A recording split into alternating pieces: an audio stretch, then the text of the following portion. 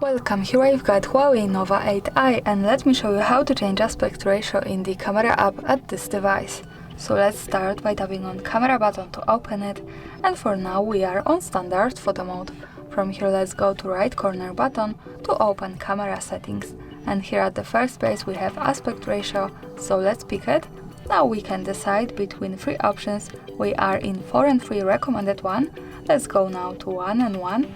And in the preview we can see that the background has changed to the square one. Another tap to right corner settings to aspect ratio, and we can go to full screen. So for now we have full camera frame, full aspect ratio, and of course when we tap here once again and to aspect ratio, you can go to whatever you need. Now let me move back to 4 and 3, the original one.